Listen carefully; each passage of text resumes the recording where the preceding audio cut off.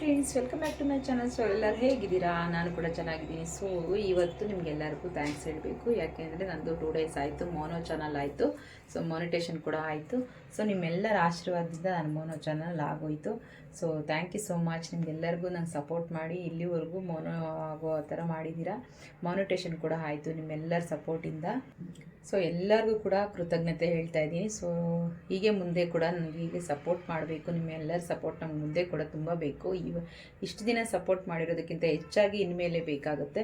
So ಎಲ್ಲರೂ ಖಂಡಿತ ವಿಡಿಯೋನ ಎಂಡ್ವರೆಗೂ ನೋಡಿ, ಸ್ಕಿಪ್ ಮಾಡದೆ ನೋಡಿ.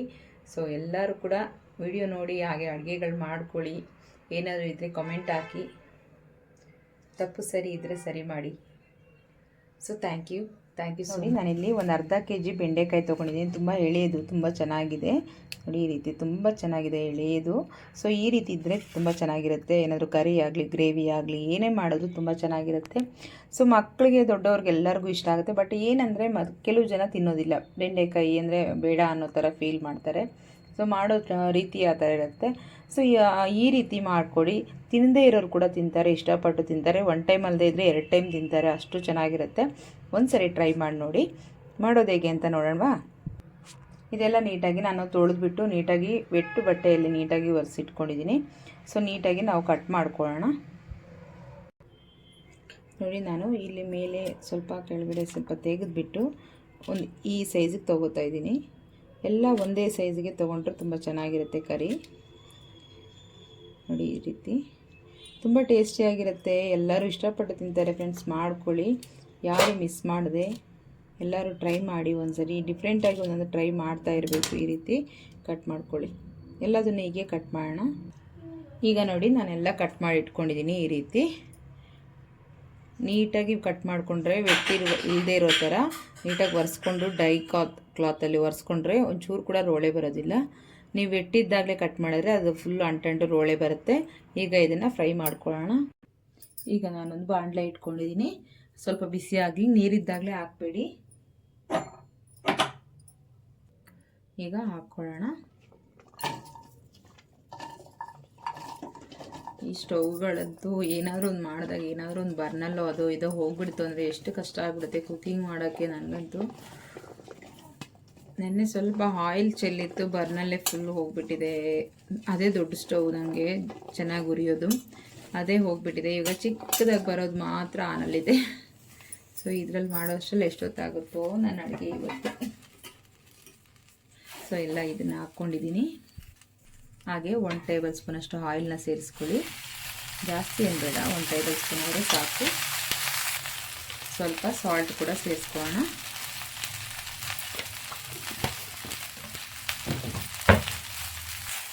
ಈಗ ಮಿಕ್ಸ್ ಮಾಡ್ಕೊಳ್ಳೋಣ. ಸ್ವಲ್ಪ ಹೊತ್ತು ಚೆನ್ನಾಗಿ ಫ್ರೈ ಮಾಡಿಕೊಂಡ್ರೆ ತುಂಬ ಚೆನ್ನಾಗಿ ಬರುತ್ತೆ.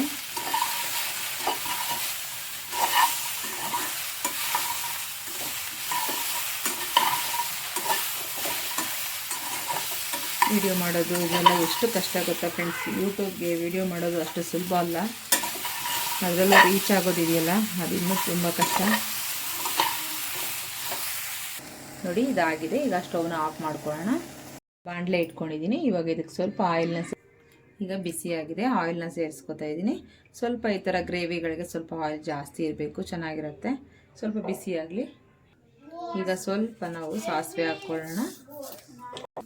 ಹಾಗೆ ಸ್ವಲ್ಪ ಜೀರಿಗೆ. ಈಗ ಚಿಕ್ಕದಾಗಿ ಹೆಚ್ಕೊಂಡಿರೋ ಈರುಳ್ಳಿ ನೋಡಿ, ನಾನು ನೈಸಾಗಿ ಹೆಚ್ಕೊಂಡಿದ್ದೀನಿ. ನೀವು ಶಾರ್ಪ್ ಮಾಡೋದಿದ್ರೆ ಶಾರ್ಪ್ ಮಾಡ್ಕೊಳ್ಳಿ. ಈ ರೀತಿ ಹೆಚ್ಕೋಬೇಕು. ಗ್ರೇವಿಗೆಲ್ಲ ಸ್ವಲ್ಪ ನೈಸಾಗಿ ಹೆಚ್ಕೊಂಡ್ರೆ ತುಂಬ ಚೆನ್ನಾಗಿರುತ್ತೆ. ಸ್ವಲ್ಪ ಜಾಸ್ತಿನೇ ಹಾಕ್ಕೋತಾ ಇದ್ದೀನಿ. ಜಾಸ್ತಿ ಕ್ವಾಂಟಿಟಿಯಲ್ಲಿ ಬೇಕು ಅಂದರೆ ಜಾಸ್ತಿ ಹಾಕ್ಕೋಬೇಕು. ಈಗ ಚೆನ್ನಾಗಿ ಮಿಕ್ಸ್ ಮಾಡ್ಕೊಳ್ಳಿ.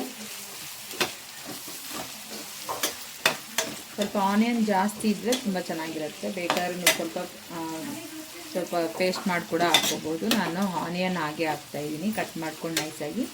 ಇನ್ನೂ ಚಿಕ್ಕದಾಗಿ ಕಟ್ ಮಾಡಿ ಹಾಕ್ಬೋದು, ಇನ್ನೂ ಚೆನ್ನಾಗಿರುತ್ತೆ.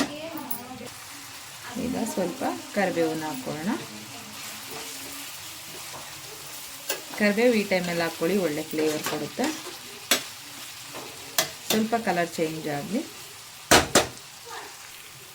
ಈಗ ಸ್ವಲ್ಪ ಶುಂಠಿ ಬೆಳ್ಳುಳ್ಳಿ ಪೇಸ್ಟನ್ನು ಹಾಕ್ಕೊಳ್ಳೋಣ. 1-2 ಟೇಬಲ್ ಸ್ಪೂನ್ ಅಷ್ಟಿದೆ. ಚೆನ್ನಾಗಿ ಹಸಿ ವಾಸನೆ ಹೋಗೋವರೆಗೂ ಫ್ರೈ ಮಾಡ್ಕೊಳ್ಳಿ.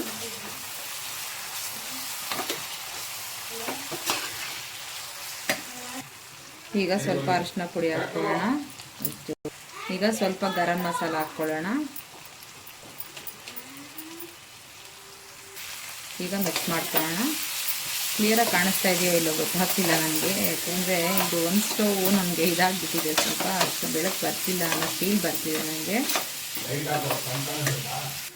ಈಗ ಸ್ವಲ್ಪ ನಾವು ರೆಡ್ ಚಿಲ್ಲಿ ಪೌಡರ್ನ ಸೇರಿಸ್ಕೊಳ್ಳೋಣ. ಈಗ ಮಿಕ್ಸ್ ಮಾಡ್ಕೊಳ್ಳೋಣ. ತುಂಬ ಟೇಸ್ಟಿಯಾಗಿರುತ್ತೆ ಈ ರೆಸಿಪಿ, ಖಂಡಿತ ಮಿಸ್ ಮಾಡಿದೆ ಟ್ರೈ ಮಾಡ್ಕೊಳ್ಳಿ. ಬೆಂಡೆಕಾಯಿ ಇಷ್ಟ ಇಲ್ಲದಿರೋರು ಕೂಡ ಇಷ್ಟಪಟ್ಟು ತಿಂತಾರೆ.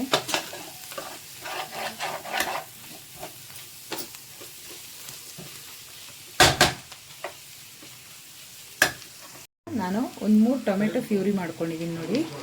ಸೊ ಇದನ್ನು ಕೂಡ ಸೇರಿಸ್ಕೊತಾ ಇದ್ದೀನಿ. ಸ್ವಲ್ಪ ಆಯಿಲಲ್ಲಿ ರೆಡ್ ಚಿಲ್ಲಿ ಪೌಡರ್ ಎಲ್ಲ ಚೆನ್ನಾಗಿ ಸ್ವಲ್ಪ ಫ್ರೈ ಆದಮೇಲೆ ಇದನ್ನು ಹಾಕ್ಕೋಬೇಕು, ಆವಾಗ ಚೆನ್ನಾಗಿರುತ್ತೆ. ಈಗ ಸ್ವಲ್ಪ ಸಾಲ್ಟ್ ಹಾಕ್ಕೊಳ್ಳೋಣ. ಎಷ್ಟು ಬೇಕು, ಆಗಲೇ ನಾವು ಬೆಂಡೆಕಾಯಿ ಕೂಡ ಸ್ವಲ್ಪ ಹಾಕಿದ್ದೀವಿ, ಇವಾಗ ಸ್ವಲ್ಪ ಹಾಕ್ಕೊಳ್ಳಿ, ಜಾಸ್ತಿ ಬೇಡ. ಆಮೇಲೆ ಬೇಕಾದರೆ ಕಮ್ಮಿ ಇದ್ದರೆ ಹಾಕ್ಕೊಳ್ಳೋಣ. ಸೊ ಮಿಕ್ಸ್ ಮಾಡ್ಕೊಳ್ಳಿ. ಈಗ ಕರ್ಡ್ ಹಾಕ್ಕೊಳ್ಳೋಣ. ಸ್ವಲ್ಪ ಕರ್ಡ್ ಜಾಸ್ತಿನೇ ಹಾಕ್ಕೊಳ್ಳಿ. ಒಂದು 3/4 ಕಪ್ ಕರ್ಡ್ ಹಾಕ್ಕೊಂಡಿದ್ದೀನಿ. ಸ್ವಲ್ಪ ಲೋ ಫ್ಲೇಮ್ ಇಟ್ಕೊಳ್ಳಿ. ಈಗ ನೋಡಿ ಈ ರೀತಿ ಆಗಿದೆ. ನಾವೀಗ ಸ್ವಲ್ಪ ಬೆಂಡೆಕಾಯಿನ ಸೇರಿಸ್ಕೊಂಡ್ಬಿಡೋಣ. ಸೇರಿಸ್ಕೊಂಡ್ಬಿಟ್ಟು ನಿಮ್ಗೆ ಎಷ್ಟು ಬೇಕೋ ಅಷ್ಟು ಮಾತ್ರ ಆ ವಾಟರ್ನ ಹಾಕ್ಕೊಳ್ಳಿ, ಜಾಸ್ತಿ ವಾಟರ್ನ ಯೂಸ್ ಮಾಡಬೇಡಿ. ಒಂದ್ಸರಿ ಮಿಕ್ಸ್ ಮಾಡ್ಕೊಳ್ಳಿ, ಆಮೇಲೆ ಎಷ್ಟು ಬೇಕೋ ನೋಡಿಬಿಟ್ಟು ಸ್ವಲ್ಪ ಬೇಯೋದಕ್ಕೆ ಮಾತ್ರ. ಆಲ್ರೆಡಿ ಆಯಿಲಲ್ಲಿ ಸ್ವಲ್ಪ ಬೆಂದಿರುತ್ತೆ, ಇನ್ನು ಸ್ವಲ್ಪ ಬೇಯಬೇಕಷ್ಟೇ, ಅದಕ್ಕಿಂತ ಸ್ವಲ್ಪ ಸೇರಿಸ್ಕೊಳ್ಳಿ. ಸ್ವಲ್ಪ ಕರ್ಡ್ ಜಾಸ್ತಿನೇ ಯೂಸ್ ಮಾಡಿ, ತುಂಬ ಚೆನ್ನಾಗಿ ಬರುತ್ತೆ. ಚಪಾತಿಗೆ, ರೈಸ್ಗೆ ತುಂಬ ಚೆನ್ನಾಗಿರುತ್ತೆ. ಈ ರೀತಿ ಬ್ಯಾಚುಲರ್ಸ್ ಆಗಿರ್ಬೋದು, ಯಾರೇ ಆಗಿರ್ಬೋದು, ಈಸಿಯಾಗಿ ಮಾಡ್ಕೋಬೋದು. ಟ್ರೈ ಮಾಡಿ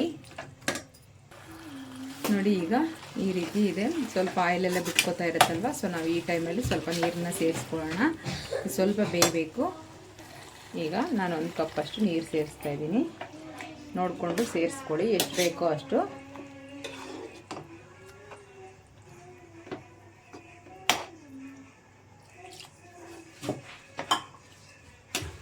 ಚೆನ್ನಾಗಿ ಕುದೀಲಿ. ಇನ್ನೂ ಸ್ವಲ್ಪ ಬೇಕು ಅಂದರೆ ನೀರನ್ನು ಆ್ಯಡ್ ಮಾಡ್ಕೊಳ್ಳಿ, ಯಾಕೆಂದರೆ ಇನ್ನೂ ಬೆಂದರೆ ಇನ್ನೂ ಸ್ವಲ್ಪ ಗಟ್ಟಿ ಆಗುತ್ತೆ. ಈಗ ನೋಡಿ ಚೆನ್ನಾಗಿ ಕುದೀತಾ ಇದೆ. ಈ ಟೈಮಲ್ಲಿ ನಾವು ಕ್ಲೋಸ್ ಮಾಡೋಣ. ಕ್ಲೋಸ್ ಮಾಡಿಬಿಟ್ಟು ಒಂದು 5 ರಿಂದ 10 ನಿಮಿಷ ಚೆನ್ನಾಗಿ ಕುದಿಸ್ಕೊಳ್ಳೋಣ, ಆವಾಗ ಚೆನ್ನಾಗಿ ಬೇಯುತ್ತೆ. ತುಂಬ ಚೆನ್ನಾಗಿ ಟೇಸ್ಟಿಯಾಗಿ ತುಂಬ ಅದ್ಭುತವಾಗಿ ರೆಡಿಯಾಗಿದೆ. ಸೊ ನೀವು ಕೂಡ ಮನೇಲಿ ಟ್ರೈ ಮಾಡಿ, ಹೇಗಿದೆ ಅಂತ ಕಮೆಂಟ್ ಮಾಡಿ ತಿಳಿಸಿ. ಮಿಸ್ ಮಾಡಿದ್ರೆ ಟ್ರೈ ಮಾಡಿ, ನಮ್ಮ ಚಾನಲ್ನ ವಾಚ್ ಮಾಡ್ತಾಯಿರಿ. ಹಾಗೆ ಪಕ್ಕದಲ್ಲಿ ಕಾಣಿಸೋ ಬೆಲ್ ಐಕನ್ ಕ್ಲಿಕ್ ಮಾಡಿ ಆಲ್ ಅಂತ ಸೆಲೆಕ್ಟ್ ಮಾಡ್ಕೊಳ್ಳಿ. ನಾನು ಹಾಕೋ ವೀಡಿಯೋಸ್ ನೋಟಿಫಿಕೇಷನ್ ನಿಮಗೆ ಬರುತ್ತೆ. ಈಗ ಚಪಾತಿ ಒಂದಿಗೆ ಸರ್ವ್ ಮಾಡ್ಕೊಳ್ಳೋಣ. ಈಗ ಚಪಾತಿ ಒಂದಿಗೆ ಸರ್ವ್ ಮಾಡಿದ್ದೀನಿ. ತುಂಬ ಚೆನ್ನಾಗಿರುತ್ತೆ, ಟ್ರೈ ಮಾಡಿ. ಚಪಾತಿ, ದೋಸೆ, ಇಡ್ಲಿ ಯಾವುದಕ್ಕಾದ್ರೂ ಟ್ರೈ ಮಾಡ್ಕೊಳ್ಳಿ, ತುಂಬ ಚೆನ್ನಾಗಿರುತ್ತೆ. ಮಿಸ್ ಮಾಡಿದೆ ಒಂದ್ಸರಿ ಟ್ರೈ ಮಾಡ್ಕೊಳ್ಳಿ. Thank you for watching. Next ವಿಡಿಯೋದಲ್ಲಿ ಸಿಗೋಣ. ಬಾಯ್ ಬಾಯ್.